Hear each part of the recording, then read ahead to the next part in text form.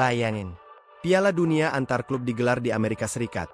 Tapi malah kayak turnamen kampung yang nunggu hujan reda. Hujan badai 2. Bukan cuma sekali 2 kali. Total 6 pertandingan harus ditunda gara-gara cuaca buruk, badai petir, sampai stadion yang nggak punya atap. Pelatih Chelsea, Enzo Maresca, bahkan nyebut ini lelucon. Dan mulai muncul pertanyaan besar. Amerika Serikat emang cocok nggak sih jadi tuan rumah Piala Dunia? Gawatnya, ini baru Piala Dunia antar klub. Gimana nanti 2026? Oke, kita bakal kupas tuntas gimana kekacauan cuaca ini bisa bikin FIFA malu besar. Enzo Maresca, pelatih Chelsea, meluapkan kekesalannya usai laga 16 besar Piala Dunia antar klub 2025 melawan Benfica. Pertandingan tersebut tertunda 2 jam akibat cuaca ekstrim. Ia menyebut kejadian itu sebagai lelucon. Maresca juga mempertanyakan kelayakan Amerika Serikat menjadi tuan rumah turnamen besar. Pertandingan di Charlotte tersebut tertunda selama 2 jam. Badai petir terdeteksi di sekitar stadion. Setelah berjalan 4 jam lebih, Chelsea akhirnya menang 4-1 melalui babak tambahan. Ini bukan sepak bola, ujar Maresca. Saya sulit memahaminya. Lanjutnya, jika pertandingan ditunda 7 atau 8 kali, mungkin ini bukan tempat yang tepat untuk menyelenggarakan kompetisi. Pertandingan di Bank of America Stadium sempat berlangsung normal. Ini terjadi hingga menit ke-85 saat Chelsea unggul 1-0 berkat gol Reece James. Namun, laga kemudian dihentikan hampir 2 jam. Ini karena regulasi keselamatan di Asia mewajibkan evakuasi jika badai petir terdeteksi dalam radius 8 mil. Setelah dimulai kembali pukul 00.47 waktu setempat, Benfica menyamakan kedudukan. Gol tersebut tercipta lewat penalti Angel Di Maria. Skor imbang 1-1 bertahan hingga waktu normal berakhir. Chelsea kemudian mencetak 3 gol tambahan melalui Christopher Nkunku, Pedro Neto, dan Kiernan Deus Burihol. Gol-gol tersebut tercipta di babak perpanjangan waktu. Bek Benfica, Gianluca Prestiani, mendapat kartu merah. Ini menambah derita timnya dalam laga yang berlangsung hingga dini hari waktu setempat. Maresca menyebut situasi ini merusak ritme timnya. Kondisi ini juga berdampak langsung pada performa pemain. Selama jeda panjang, para pemain berusaha menjaga tubuh tetap hangat. Mereka melakukannya dengan bersepeda dan juggling bola di ruang dalam stadion. Kami berada 2 jam di dalam, kata Maresca. Orang-orang menghubungi keluarga mereka untuk memastikan kondisi aman. Ada yang makan, tertawa, bermain ponsel. Setelah itu, permainan berubah total. Penundaan karena cuaca ini bukan yang pertama dalam turnamen. Benfica sendiri sebelumnya mengalami penundaan 2 jam saat melawan Auckland City. Total sudah terjadi 6 penundaan di 5 kota berbeda. Penundaan ini terjadi karena badai dan hujan lebat. Sebagian stadion Piala Dunia 2026 seperti di Atlanta, Houston, Dallas, dan Vancouver memiliki atap. Namun, banyak venue lain yang terbuka. Pilihan memindahkan turnamen ke musim dingin seperti di Qatar juga dinilai rumit. Ini bukan lagi soal ASEAN, tapi sudah sampai dibandingkan dengan Prancis. Media Vietnam akhirnya buka suara. Mereka iri, mereka gelisah, dan mereka mulai panik. Indonesia yang dulu mereka remehkan, sekarang udah kayak negara Eropa. Gak main-main. Timnas kita disebut mulai niru gaya Prancis. Tapi, bener gak sih? Atau cuma iri hati tetangga aja? Kita bongkar semua faktanya sekarang. Rasa iri dari negara tetangga kembali menyeruak.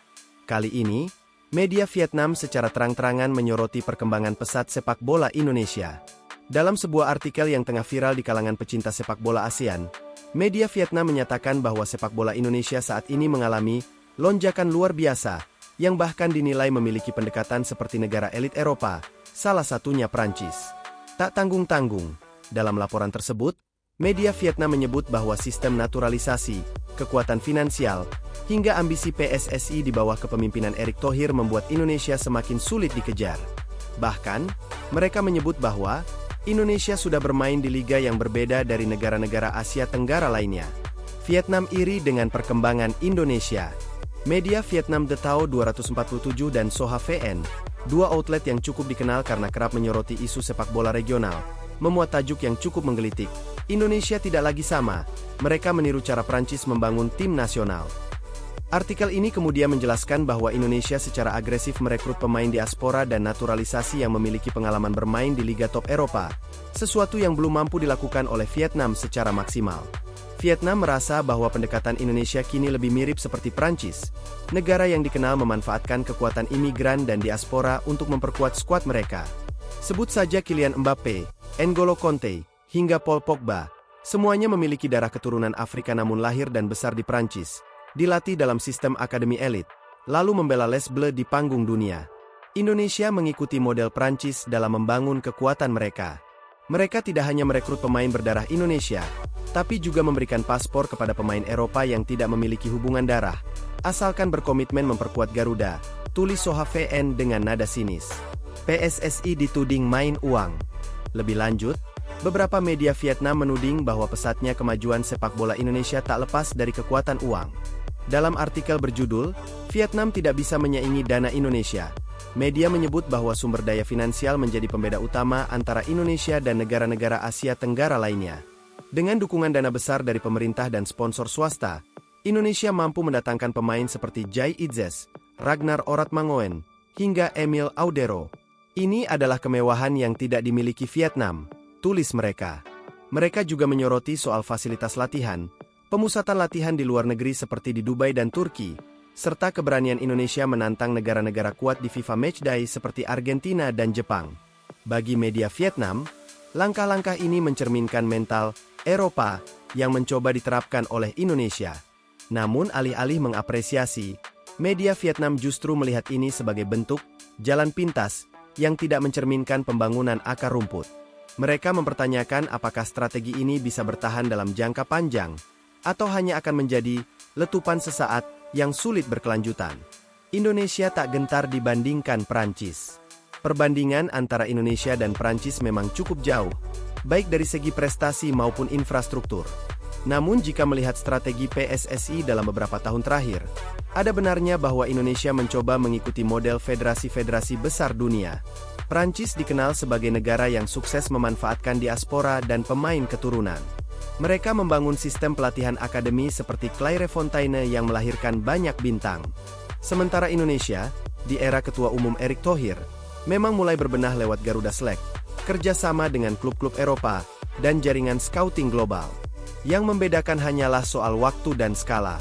Indonesia mungkin belum sehebat Prancis, tapi mereka punya visi dan keberanian. Itu yang membuat mereka selangkah lebih maju dibandingkan Vietnam, kata analis sepak bola ASEAN, William Lu, dalam wawancara dengan Fox Sports Asia. Netizen Indonesia tentu menanggapi sindiran media Vietnam ini dengan berbagai komentar. Sebagian besar justru menganggapnya sebagai bukti bahwa Indonesia berada di jalur yang benar.